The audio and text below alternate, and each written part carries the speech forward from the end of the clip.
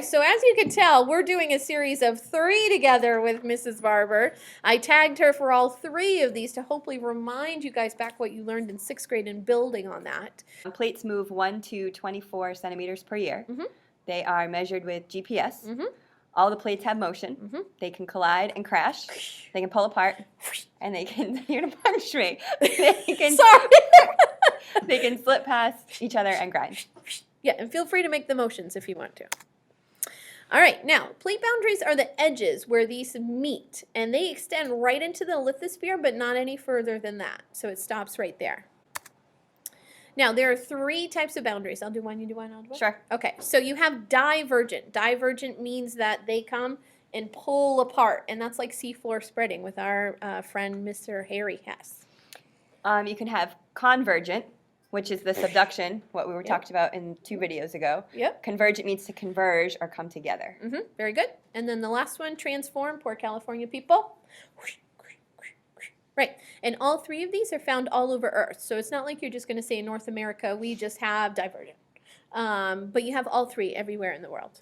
Divergent boundary, ocean. In the ocean. And then I'll do continental. Okay. Okay. So you're you can doing have ocean. divergent boundaries Yep. in the ocean or continental. That's right. But now Very we're good. just talking about the ocean. Yep. Okay. So the plates move away in Yep. opposite directions. Mm-hmm. The mid-oceanic ridge That's where it is happens. where this happens. Yep. And as a result, it creates new oceanic crust, Mm-hmm. baby rocks, Mm-hmm. seafloor spreading. That's the process. Yep. So now watch this when we put this on land. So this actually can happen on land. So you're still going to create and push out, but in this time you're actually going to create what's called a rift valley, which is a big fancy term again for a hole. Yeah. Kind of a dip, Yeah. a low. Yeah. And this actually happens. I'll show you guys a video clip where you actually can see it in Iceland. It's really cool. And there's people walking all around. I found it on YouTube. Really cool. So you can have divergent boundaries on land, not just in the ocean. I didn't know that when I started doing this. So this is actually a tourist bridge in Iceland, and this is showing you the Rift Valley. So what you're seeing here is the Rift Valley in Iceland, where the land is actually pulling away. It's being divergent. The other thing you hear here is wind as well. This is a tourist video that I found. All right, so what you are watching here is the divergent boundary that's very similar to what I just showed you about Iceland. I'm repeating it over and over so you can watch it a few times. Remember, this allows magma to come up to the surface, right, and spread them apart. So this is a divergent boundary.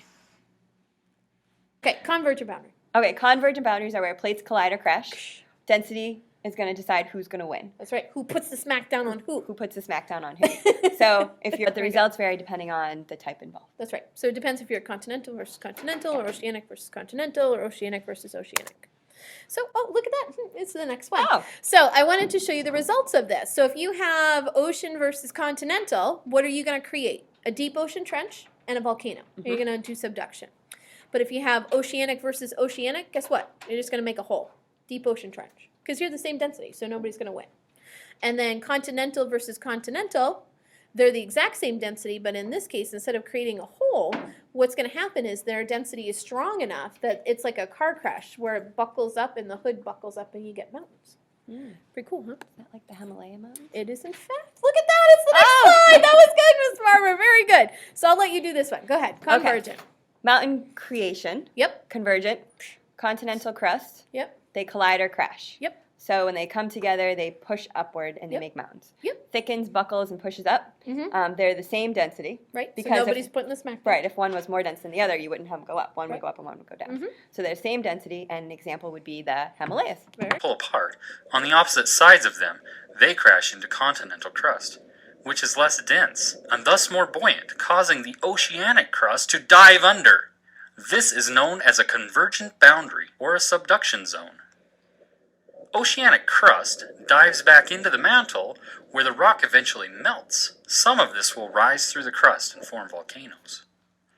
When continental crust crashes into continental crust, the similar density prevents one from diving under the other. This is called a collision boundary. The plates push up against each other, creating mountain ridges.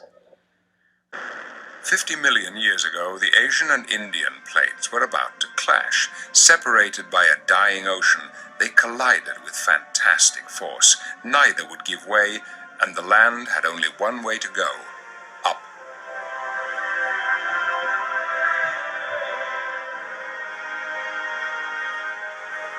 This is the world's highest mountain range, the Himalayas. This entire area was uplifted from sea level to over 5 miles high in less than 30 million years. How do the scientists know? From the evidence of the rocks. There's dramatic evidence for this uplift right in the face of Everest and Lhotse. The famous yellow band that you can see cutting across is actually a marine limestone. It was formed in the bottom of the ocean. This is the only place where two continental plates are colliding on such a scale, and the mountains are still growing as a result of the tectonic squeeze. Even Everest is still stretching skywards. Okay, summary time. Compare and contrast divergent versus convergent boundaries, and please include a diagram. As always, thanks for watching, and I'll see you in class.